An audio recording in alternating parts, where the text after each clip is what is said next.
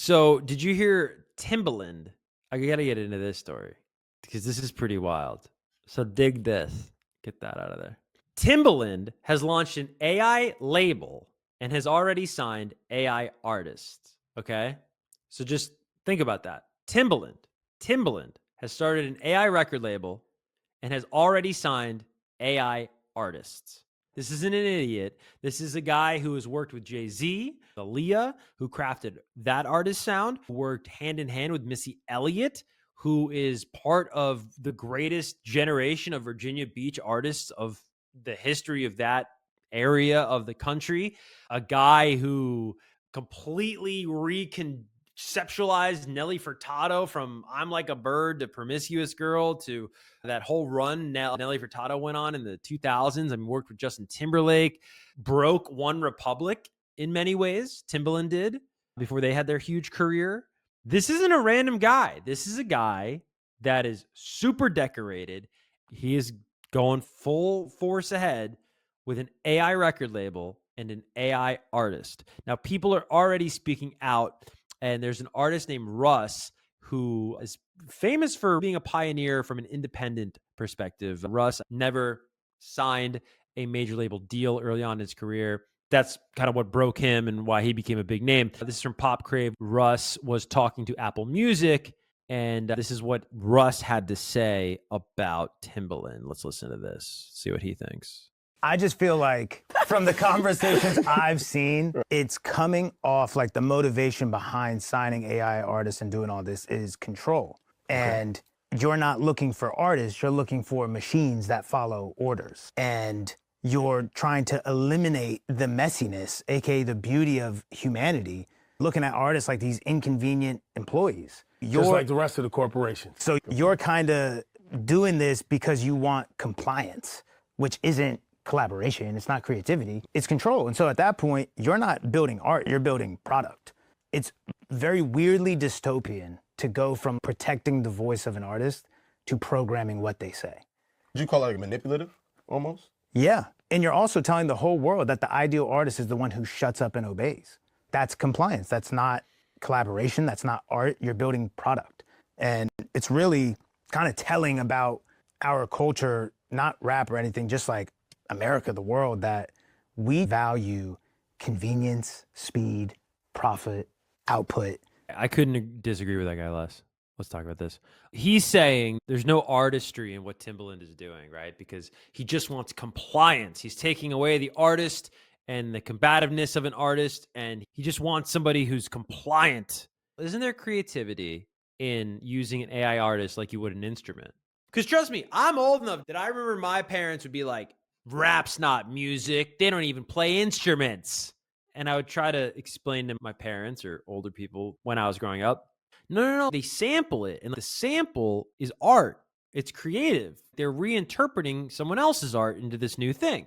That's not how my parents' generation defined music. And of course, now we're seeing that people are having this stand because obviously artists are going to feel threatened by this. But you don't have to feel threatened by it. It's not inherently going to take your spot. Now, if you're lazy, I mean, there are plenty of people that I know that have fake jobs, not a real job. And they get paid a lot of money to do a job that doesn't actually serve a purpose. It certainly doesn't make a difference to the bottom line of the company the person works for. And eventually that person will be replaced by AI. But those are the types of jobs that are going to initially get replaced by AI, are the fake jobs. The jobs where it's like, what do you do? Have you ever seen Office Space? It's a great movie. Mike Judge is a genius. There's creativity in any artful pursuit. If Timbaland wants a specific voice or a specific feeling, and he can't get that from the 5 to 10 vocalists that he has flown into his studio, he's not hitting it. He's not getting it, right? He's not capturing that magic. Why should he not be able to invent that voice? Now, the weird thing is like signing AI artists. I don't understand how that works. Like, what rights does AI have? I mean, that might be a whole bag of worms. We're not even prepared to talk about that. Like, at what point, if the intelligence gets advanced enough, do you have to say, well, it should have rights? Because if these things, let's say AI becomes smarter than humans, And let's say that becomes something that we all accept. Like, well, yeah, we're human. We're not perfect. What do you think? I'm a robot? If you wanted somebody perfect, why don't you marry a robot? Or why don't you go date a robot once these get to scale and they're very advanced? How can you deny it rights if we have rights? We have rights, but animals don't have rights. Well, they have rights, but they don't like dogs can't vote, dude. Is what I'm trying to get at. If this thing is smarter than us, how can we say it shouldn't have rights? I mean, right now, you answer that question in 2025, you're going to go, Kev, because it's an effing robot. But I'm saying, how are you going to answer that question in 30 years?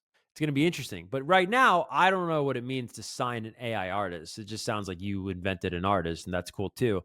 But I just think it's very short-sighted from Russ there that this isn't creative at all. And this is like anti-creativity. It's no different than a rapper sampling a guitar instead of trying to get that guitar tone by himself. Like, how long would it have taken Juice World and Nick Mira, who produced that song, to get the sounds that Sting got on the sample? What song was that? Not All Girls Are the Same. What's the big Juice World song? What is it? What song is it? Lucid Dreams. Lucid Dreams. So they sampled Sting.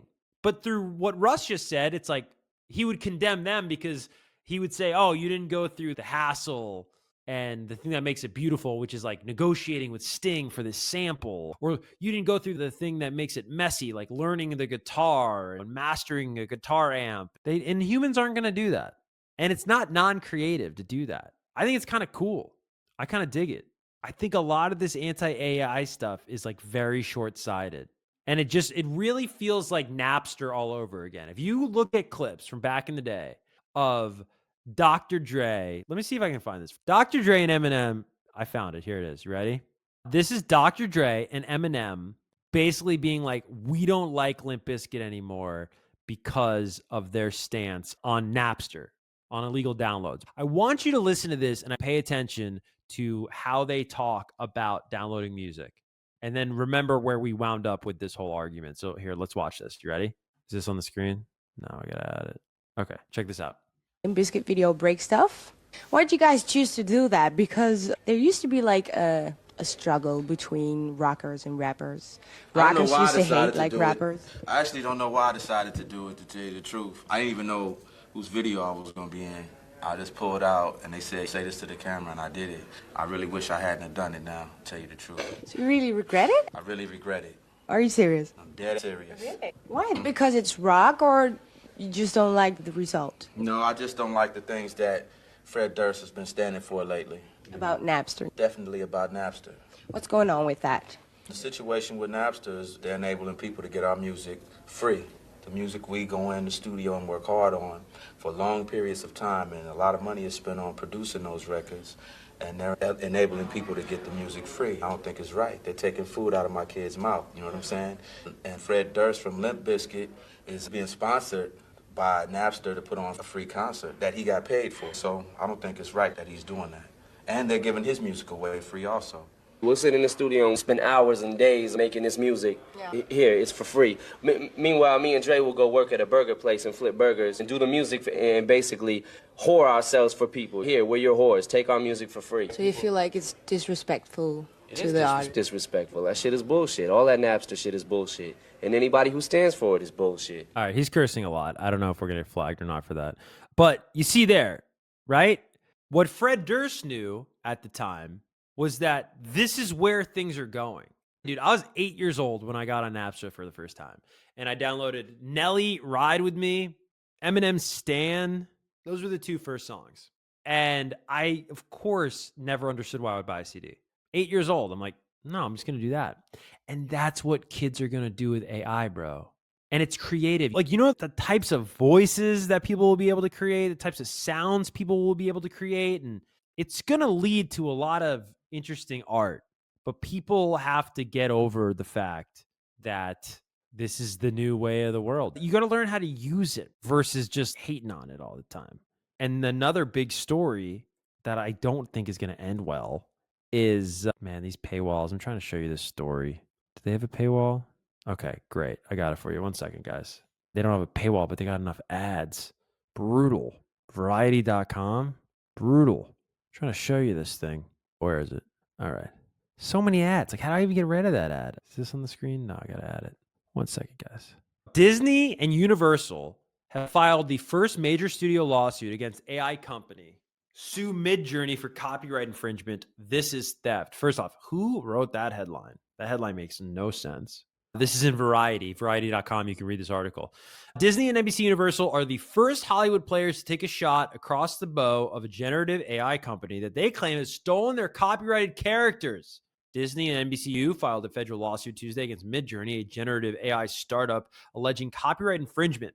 The companies allege that Midjourney's own website displays hundreds, if not thousands, of images generated by its image service at the request of its subscribers that infringe copyrighted works. The companies filed the suit in the U.S.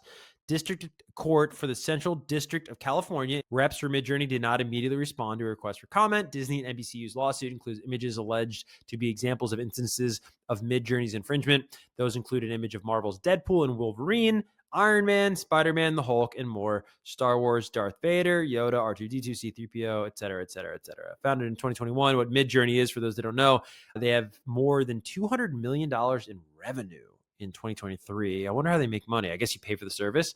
And reportedly made $300 million in revenue last year with almost 21 million users as of September 2024. I mean, that is so crazy. Now, I'll tell you though, I don't think Disney and Universal are going to win. I don't think they're going to win this case, but I also don't think they're going to win in the long run. If you remember with Napster, Napster just facilitated the file sharing. Napster wasn't like a database of songs. The people had songs and files on their computers. And when you downloaded a file from this computer, like I would connect to a computer, I might connect to a computer down the road who has the song, and I'm going to download it from that guy's computer, not Napster. Napster was just a service that facilitated it, that gave me the road to get the file. And similarly, Napster didn't steal the music. So when the RIAA like went after Napster and they were like, you're stealing our music. No, they're like, these millions of people are stealing your music. Go after them. Of course, they can't go after them, so they went after Napster. But similarly here, it's like Midjourney is going to be like, dude, we're the vehicle, bro. Like we can't, if somebody's like, make Homer Simpson riding an elephant with Buzz Lightyear, what do you want them to do? That's what they're going to spit out.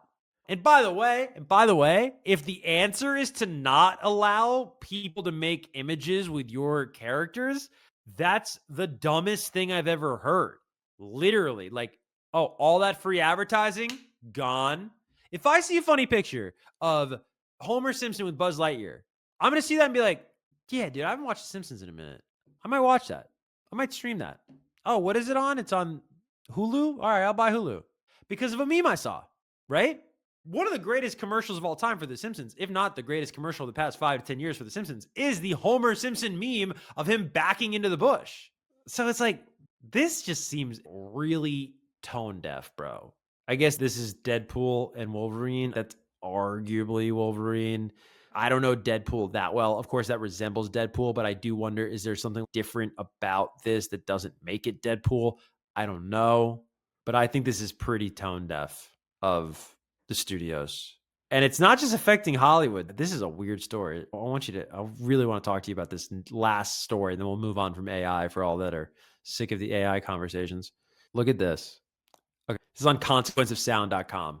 Consequence.net, excuse me. Ex-Evanescence guitarist exits music industry, citing AI developments and change in society. Jen Majura says she can't identify with today's attitude and values anymore. Does anyone know how many original members are in Evanescence now? Can we look that up? How many of Evanescence original members are still in the band? Only one, Amy Lee. That's crazy. Amy Lee's none of these people were in Evanescence when you loved Evanescence.